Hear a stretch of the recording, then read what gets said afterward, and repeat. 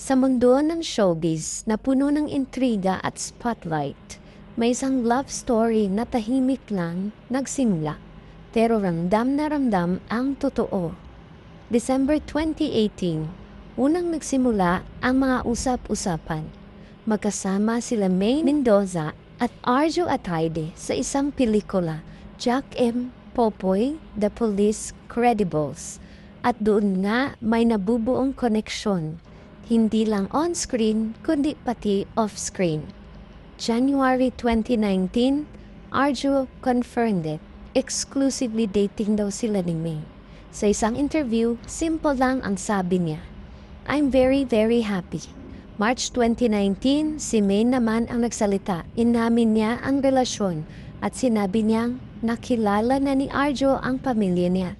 Hindi lang basta pakilala. Si Arjo dumiretso sa Bulacan, kinausap ang magulang ni Maine at humingi ng permiso. Ang cute pa nga ng kwento, may birong warning pa raw ang tatay ni Maine. Huwag mo lang lolokohin ang anak ko. Pero hindi naman nagloko si Arjo. Sa totoo lang, lalong naging matatag ang relasyon nila. Taong 2021, nagsimula na silang pag-usapan ng future, ang kasal. Sa isang interview, sinabi ni Arjo, "She's my best friend, my partner, and I'm sure she's the one." July 28, 2022, isang napaka-espesyal na araw. Sa araw mismo na yon kung kailan 9 na taon bago niyon, nag-tweet si Maine na Arjo cutie. Doon sa araw na yon, lumuhod si Arjo, may singsing, may ngiti, at may luha. Sabi ni Arjo, "I've always been sure of you. Always, every day." At si Maine, she said yes. Siyempre, sino ba naman ang hindi? Matapos ang engagement, nag-Europe sila. Paris, Amsterdam. Parang pelikula ang bawat eksena. Holding hands, may ngiti sa mata.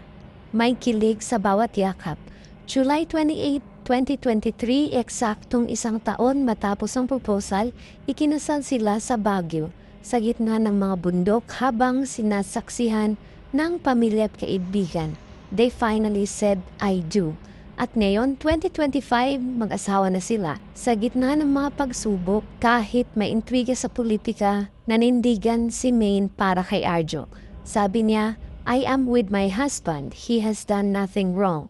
Hindi lang ito kwento ng pag-ibig, kwento ito ng respeto, commitment at pagiging totoo.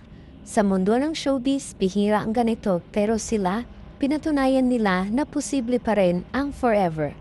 Arjo at Maine, from Arjo Cutie to I Do.